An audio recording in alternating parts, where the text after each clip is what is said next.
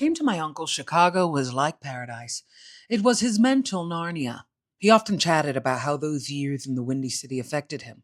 A young Puerto Rican man, single, riding his motorbike and cohorting with Latinos from across the world. In perspective, I see he was talking about freedom, which is what we all wanted, from the very family that chained us. My uncle was the miserable patriarch of a family that gaslit itself into believing singing, dancing, laughing, and cooking are the only sources to joy, in part because that is what we did best. Yet there was a fifth and sixth marker to our family, fighting and ill wishing, that was so powerful it often dominated the others. He was showing pictures of his time in Chicago and called over his kids to see them, of which I followed. He asked, "Which one am I?" as they had no clue. He simultaneously grimaced and smirked. "Come on, which one?" They did not care, but I stepped up and said, "This one." He laughed, but was slightly disappointed. It was me. "Yep, can you believe my long hair?" he replied. He looked puro taino, built, tan, and hair past his shoulder blades. And honestly, I was shocked he was so handsome. My family's what I like to call pretty tired. They were not ugly, but they looked like a weird blend of younger for their age slash beaten down and slightly sad. It was the same dynamic I noted in my own father's features. Genetics had protected him by making him handsome and look younger than his age, but life oddly made him look tired and lost. Forever bright his smile, he had no direction beyond the quiet plots of malice he had against the people who loved him and the sexual drug addictions he used to pacify that deep down he too hated that he was genuinely an abuser and only a good man via lies. My uncle launched into a joyous retelling of his life in Chicago. He was so proud and jubilant. I was right there with him, imagining the concrete snow and the boys' club that he defined as his friends for life. He looked beyond me as if, for the first time in decades, he received oxygen. There was a breathiness to how he spoke that made me witness the haggard man in front of me truly was the happy, handsome man in those pictures. I went into the kitchen to grab a Snapple, and his mother and wife were there. "He's talking about Chicago again," they chided, smirking with an eye roll. His mom was a known bruja, and she was proud of her next statement. "I did so much brujeria to get him back. He cannot be over there. It's dangerous. And also, why?" It was the why part that stuck out to me because why not? He was happy. It was the same reaction my mother had when I confronted her on how much she always stopped me from pursuing my own dreams of singing and acting, even saying, "I just think you are too smart." The truth is, we were raised to be our parents' partner, and they could not imagine or allow us to find happiness somewhere else, away from them. Hence, they cut our dreams, or at least pressured us to do so, until we ended up older, looking at pictures of the past and wondering why we did not fight more for our happier future. It was on a period of visiting his family from Chicago that his mother set him up with the wife that would eventually accuse him of stopping her dreams. Still, it would be years that, despite knowing my family's bitterness and seeing the roots of it, I would realize that that is why we were never happy with each other. We never let each other be happy without the other. With how much in common my father's family had to my mother's, I wondered if perhaps that is why my father was so demonically selfish, stealing from his wives and clients, committing fraud and identity theft, and abandoning kids like he was abandoning his empty wallet. He always felt family held you back from your joy. The problem is he just became a walking misery, seeking occasional companions. All right, let's heal. Let's discuss. So this memory is so important to me because it's very, very layered, and I will unpack certain points via other stories. But it's such a good example to me of this thing my family did on both sides, my father's family and my mother's, of just kind of, you know, demanding their children to say how happy they are with them, especially because they gave them a roof, they gave them food, they danced with them, they cracked a joke. Like my mother was always saying, "Aren't I funny? I'm so funny, right?" Like almost this demanding to say, "You will never be happier with anyone else or anywhere else without me." And our upbringing was so gaslighting because I think every generation demanded their child to be an adult and to face really big existential issues, whether it was historical, communal, familial, because that's the thing. It's not just that the toxicity is in the home, it's outside of it.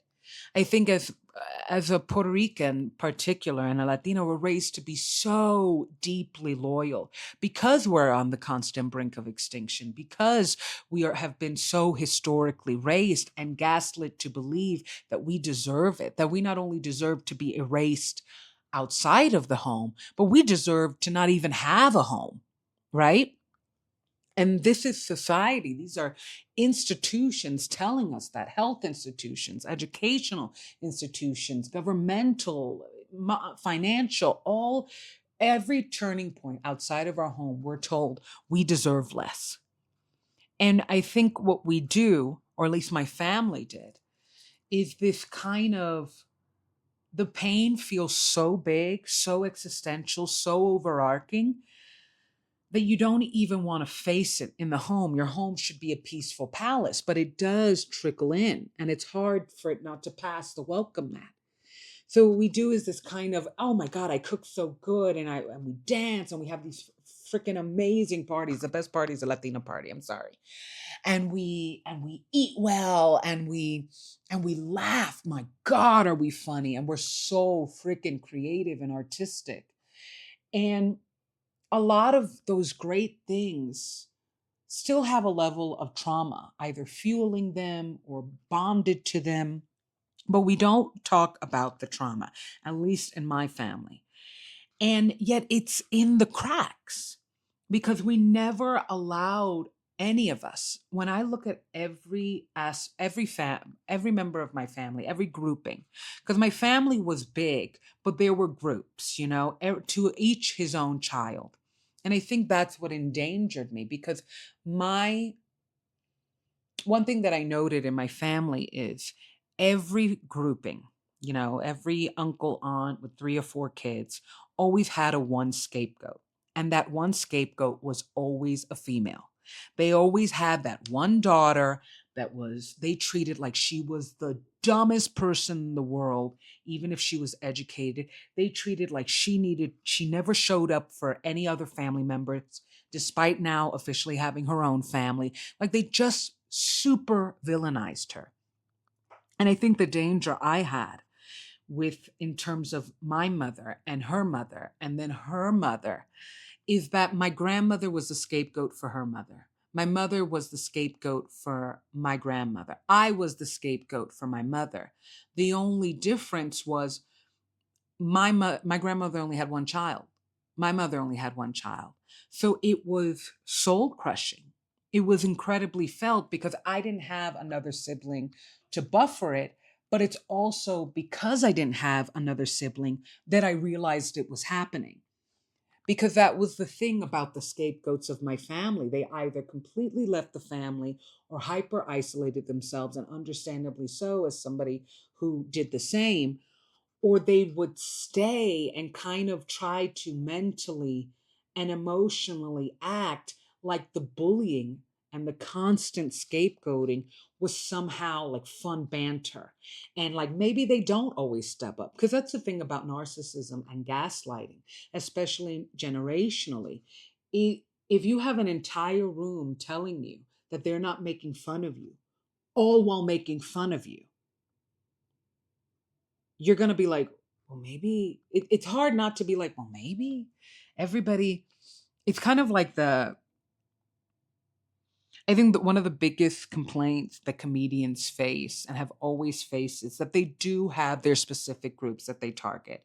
They target fat people, they target people of color, they target trans people. Like there's always that outcast group that everybody socially signs off on and says, yeah, you could poke at them. And then we gaslight them to believing that they're being hypersensitive if they don't laugh, because some of the jokes are funny. But the problem is, if you are always the only joke, if you are constantly the joke, it is bullying. I don't mind teasing. In fact, it's statistically proven that a friendship group that teases a little is actually really smart and loyal to each other. But a friendship group that is constantly teasing each other doesn't like each other because everything in life is balance. And I think that's the comedian struggle. It's like if you're always targeting that group, and if that group in general is always targeted, it's hate. It's not a joke, it's just hate. And I think that's what happened in terms of my family. Like I was always made fun of, and my mother would join in. My mother was the target of a lot of jokes and bullying. And I cried because I didn't like the constancy. Like I love to laugh and I'm a very entertaining person, but I need a break. I need a breath. Congratulations, I'm human.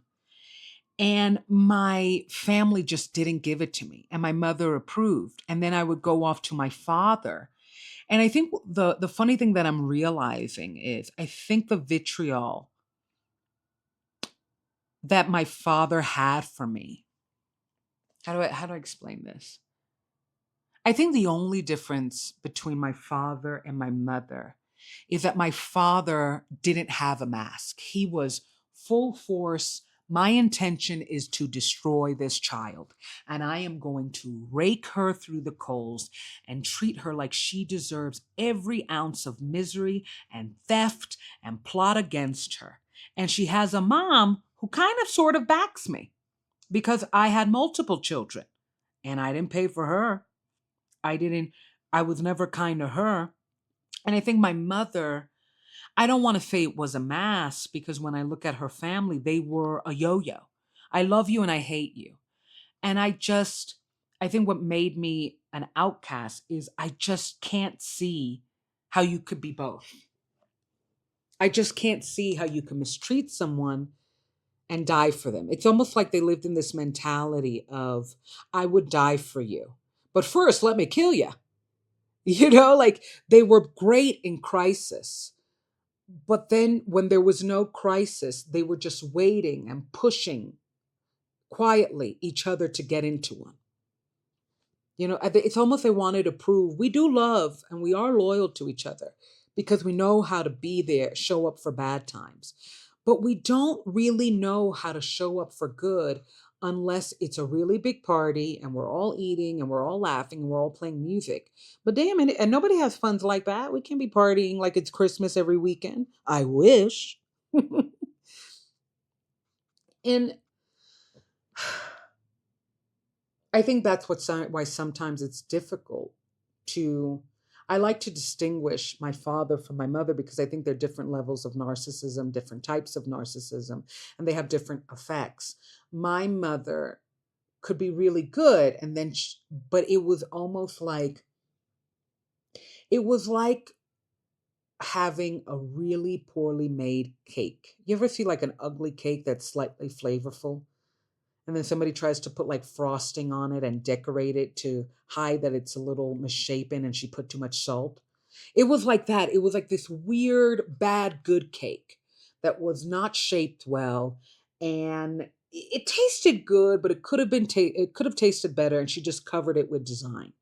Whereas my father didn't. He was like, F that cake. And when you're a child and you're just always receiving bad energy from this one entity, I think the benefit of having my father was that there was no benefit. Like this was a villain from the get go, nothing good about him, accepted. Whereas my mother, there's this murkiness. And I think it was generationally taught. And my this Chicago story is such a perfect example of that. Of because my it was so beautiful to hear him retell Chicago and to he just looked so bright. And the thing about my family on both sides is everybody looked like almost like fun tired. Everybody was I think both sides were pretty good looking. Both sides were everybody always looked younger than their age.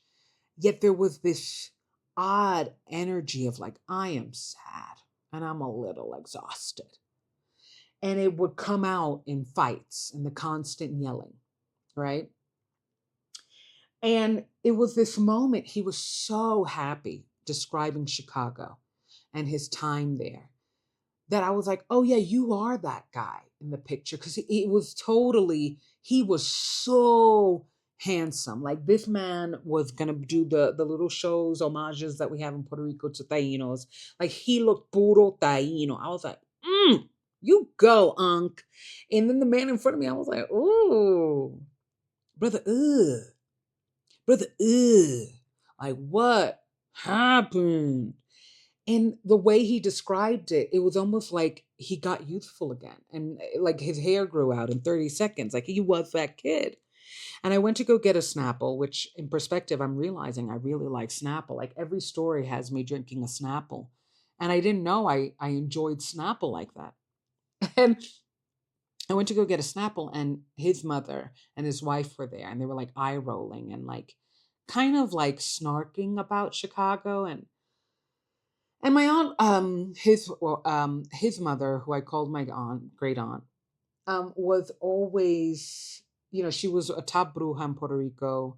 She was defined herself as a bruja, proud of it, and she was like, "Yo hice tanta brujería para que se quedara," and which basically translates as she did a lot of brujería for him to say. And brujería is tricky because does it work? Yes, but I also think it's a lot mental.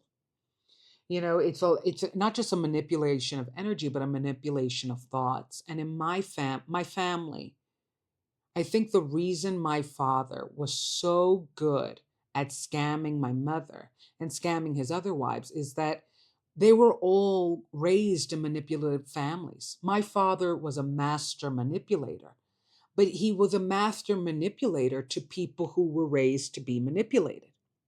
Like my family, my mother's family was very manipulative. If you children were raised to be happy because they had a roof and a meal, nobody, the adults didn't really play with us. They didn't, if we had a problem, we had to resolve it. We were resolving our own issues by 7. So he picked his victims according to a shared background because that's how my father was raised. And his resentment was he just hated women. Now I know he was DL, he was slightly DL. But at the time, it was just my father had a very dualistic relationship with women.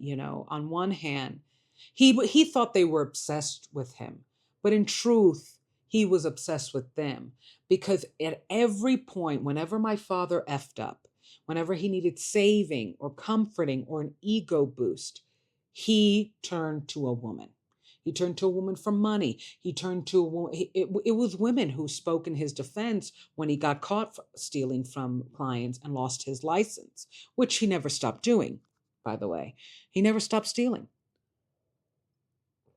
But he relied on women to cover his tracks. And we showed up. We showed up. We were like, he's not a bad man. He just broke my heart. I mended it, though, so he could break it again. And I went in, and it was this it's such a powerful moment in my head and perspective because this is a moment I noticed something, but it would take me years to realize. And I always say the difference between knowing or realizing is that when you realize something, it's that you're beginning the process of accepting it. You're not going to ignore it. You're going to move through it, move around it, try to progress yourself from that truth into a higher truth, into a better truth. And I always knew my family was bitter and volcanic, but they were no, we're not. We're so happy. We have so much peace. And the same thing would happen in my father's side of the family. This kind of everybody hated each other, but they were so proud that they can make a successful family reunion occasionally. And I went in and they were kind of making fun of him like for living in the past as if the present was so great because his wife was very mean, very bitter, very angry, kind of like his mom. And they sabotaged him 100%. And the women in my family This is where I say, when you're an oppressor, you live by the sword, you die by the sword. The men in my family sabotaged women in every way, financially, emotionally, mentally. They were, I think my father was the most evil version of man in my family because he was a literal con man and he was a lawyer. So he was just brilliant. He knew how to literally get away with his crimes. And the men in my family were just, some of them were even illiterate. I mean, they were just broke and broken men, and they sabotaged women via finances and emotions and their mind, and even DV, even physical violence. And I think the women, what they did was kind of very passive aggressively sabotage them as well. You don't beat somebody down without them trying to figure out a way to punch you, to hit you back. And what I noted with the women in my family, in the same way they would always scapegoat another woman, usually their daughter, always another sister, is that they would turn their sons into like their version of a husband they always wanted. Look at him. He steps up for me. He shows up for me. I cook and clean for him. I don't have to sleep with him. What? Like there was something oddly Freudian. And when I saw how happy my uncle was, and I saw his mother and wife make fun of him and be low key proud of his sabotage, because he wanted to even move back to Chicago and raise his kids there. And his wife was like, hell no. And she was dumb. But to have his mother kind of do witchcraft, and really I knowing my aunt, she had a way of pressuring people and weaponizing love, which was very common in my family, to make somebody do what she wanted and then gaslight them into believing she never asked.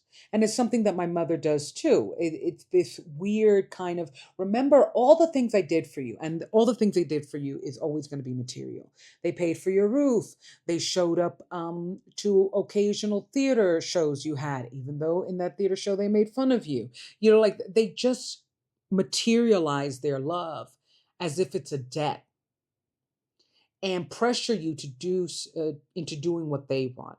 Like, for example, not moving to Chicago. That is a form of brujeria. You don't need to light a candle and sacrifice a chicken to make that happen. That's just called gaslighting.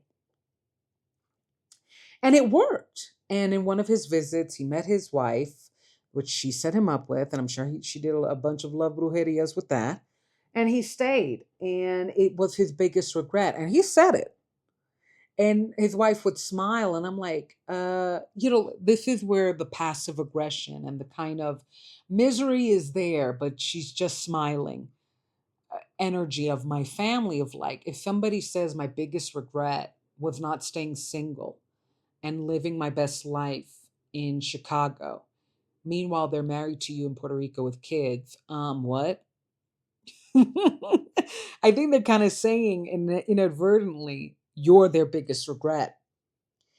And to have that happen to him via his own mother, while he would never acknowledge it, it's this weird kind of, I acknowledge what happened, I just don't acknowledge the results. He acknowledged his mother was like, una jodona, vamos a decir. Like just like nagging, you need to come back. Chicago's dangerous. Da da da da da da da da da. He acknowledged that his mother was constantly in his ear. 100%. I've always said that the way society and institutions and systems affect us, it's almost like they are a reflection of how individually and smallly, they're like a huge reflection, a way bigger degree of things that happen daily, individually, in smaller little microcosms. And one thing we do is this kind of, we confuse pride as acting like if somebody stabs me, I don't bleed, or I can handle the blood. in part because we know it's very difficult to get justice. And then you add on, at the end of the day, I bled. So, what is the real justice? Because it hurts. And I think my uncle always acknowledged that his mother held him back and could be very manipulative, but his relationship to his mother was very similar to the one of my father. And I think in this sense, it was more maximal compared to the relationship women had with other women in my family. They, forever much they wanted to run away and leave their mothers and leave their family, any emergency they were calling. And I think with the women in my family, we were the ones that were called. So nobody ever left, but we just had different versions of distance. My father hated his mother, would treat her like trash, talk about her like trash. If he needed a brujeria or money, he was calling. So he understood almost, for a guy who burned bridges consistently, there was something about him that also understood, don't burn them completely, No. And I think that was his resentment with me.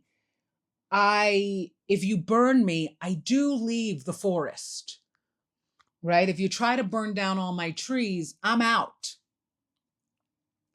And my uncle, that's where Chicago would cap for him.